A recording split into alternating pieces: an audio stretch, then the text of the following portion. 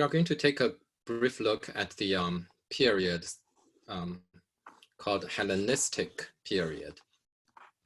Hellenistic period refer to the period after Alexander's conquest of Greece, and he didn't stop there. He conquered much of the known world back then, conquered Egypt and Persia, most importantly. He was meant to make retribution to the Persian invasion of Greece. But by the time of Alexander the Great, that was already like 150 years ago. But he was a natural conqueror, conquered all those land.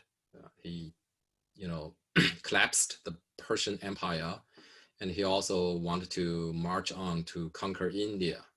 But his soldier refused to march on, and they started returning and conquering around the way back to their Greek homeland. However, Alexander insisted that they conquer back from a different route so they can conquer different land. But unfortunately, he didn't make home. He died in the city of Babylon. He was wounded and died very young. But that, Alexander's expedition evolved not only the Eastern Mediterranean, but also, basically all the ancient civilizations except the, except China and India. But India was in contact with the Greeks because they were at the border of India, and they had battles with Indian army who were equipped with elephants. So it made a huge advancement in terms of interaction and connection. He founded a lot of cities called Alexandria, the most famous one being in Egypt.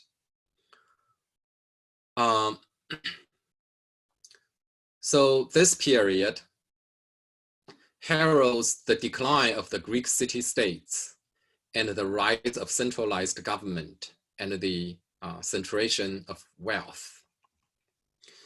And we will look at the city of Lindos as an example, especially because the city of Lindos was mimicking Athens. Its mother city was Athens. So Lindos was meant to copy everything Athenian.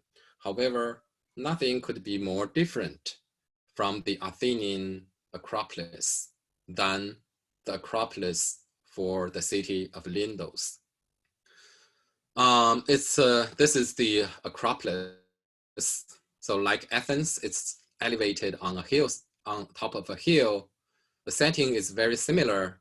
However, if you look into the grouping of the architecture, it's very different.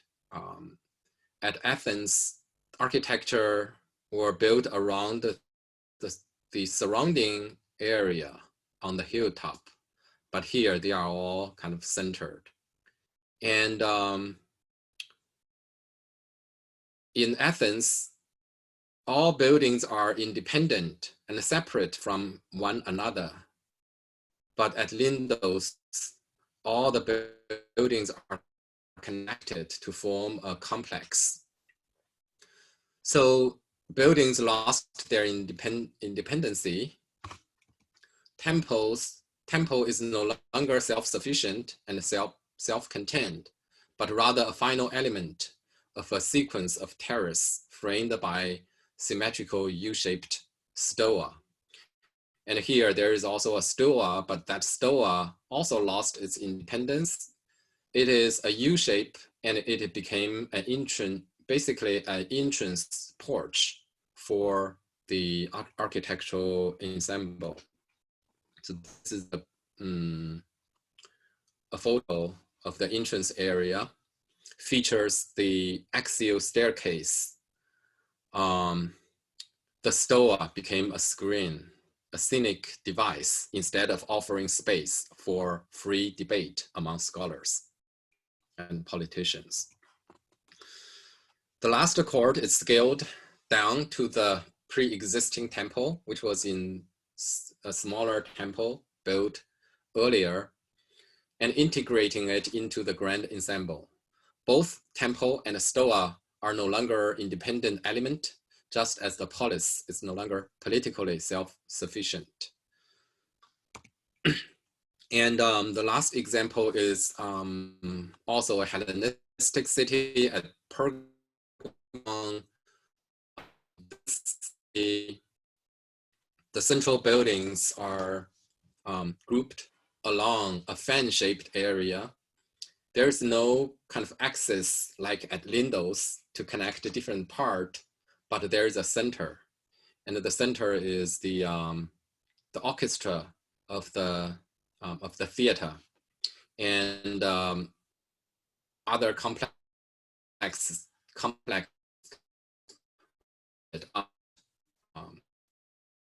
to form a fan-shaped central area. It was a lavish city, decorated everywhere, and the statues for those wealthy patrons for the great architecture, and their names carved in marble on buildings. And so here what is celebrated is wealth and power.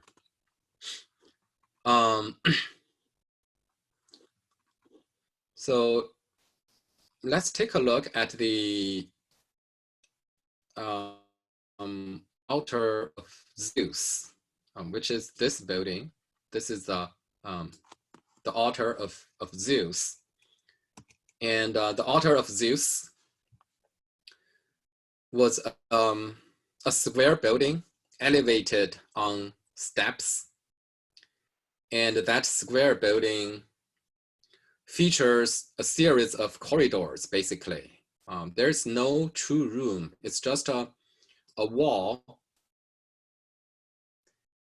and then surrounded by columns on both sides. And today, only the entrance half survived. And it is now also in Berlin, like the Babylon Ishtar Gate. So this is also in the same museum in Berlin. That part was preserved. That's just the entrance to a central courtyard surrounded by porches from all sides. So this altar used colonnade, and this colonnade combined with a flat roof is a characteristic of stoa, previously a civic architecture during the classical period. And now they were an independent altar dedicated to God. In the classical time, there had never been an altar scale, and they were usually attached to a temple, not a freestanding building. But in the Hellenistic period, an altar became an independent building, and it took on the shape of a civic architecture. It looks pretty much like a stoa in the classical age. the whole architecture is a display of images to celebrate the victory of the Greeks over barbarians, basically. So on the surrounding walls, as well as on the frieze, relief sculpture celebrate the king's military victory, and also Greek gods defeating those barbarians and the giants. The commemoration of war and the conclusion of festive procession with a sacrifice were previously attached to the temple. Now they become an autonomous monument, subjugating the form of a stoa, symbol of civic freedom. Right now, civic architectural elements were kind of incorporated into this religious architecture, which was very in tune with the Hellenistic age, when centralized authority subjugated the kind of independence of the previous city-states in the classical period.